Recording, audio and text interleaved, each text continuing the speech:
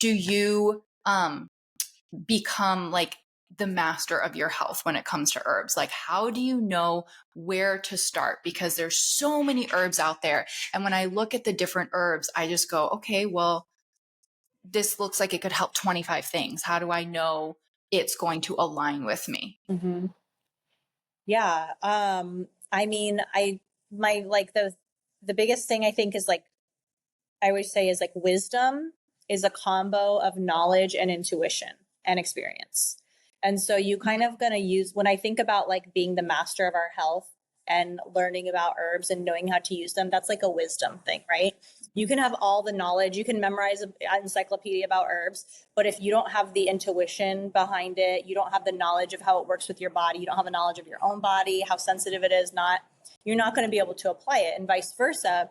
You can be very intuitive and very, like know a lot about your body, but if you don't have the knowledge behind it, you might be working harder than smarter, or you might not necessarily be able to execute it as well, knowing why you're doing what you're doing. So I always say like approach working with herbs from a place of wisdom where you're learning, it's like your brain, your heart, and your, everything all working together to like use herbs and evaluate how they're working in your life. So a lot of times people will gateway herbs by finding like, okay, one herb for this thing. It'll be like, oh, you should try elderberry for immunity, or you should try ashwagandha for anxiety, or St. John's wort for depression, like more of like a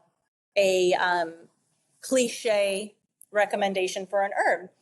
Half of those people will try it and they'll say, oh, it didn't work for me, and write off the herb. The other half of people will try it and it'll work, and they're like, this is great. How do I learn more?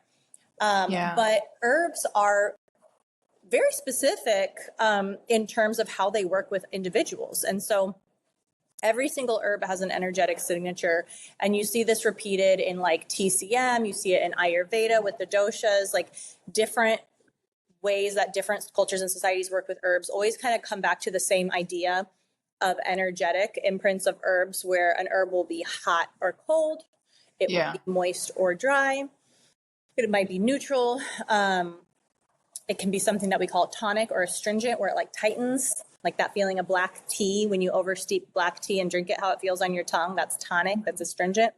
And so you need to have a knowledge of your body or the person that you're helping or the sickness that you have in order to be able to decide if an herb works really well for you. So like ashwagandha is very hot and dry.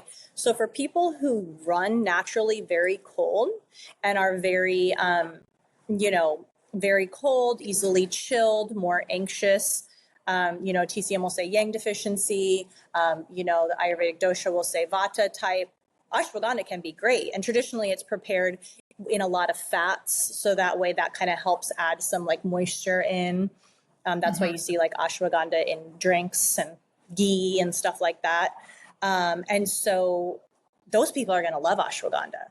But people who tend to be very hot already, hot, sweaty, people who are oily, they might not like ashwagandha as much because really sweaty. Yeah, maybe have a lot of, they're hot and dry. That's going to cancel that. That's going to aggravate them. They're going to feel more hot. They're going to feel worse when they're on it. They might feel agitated.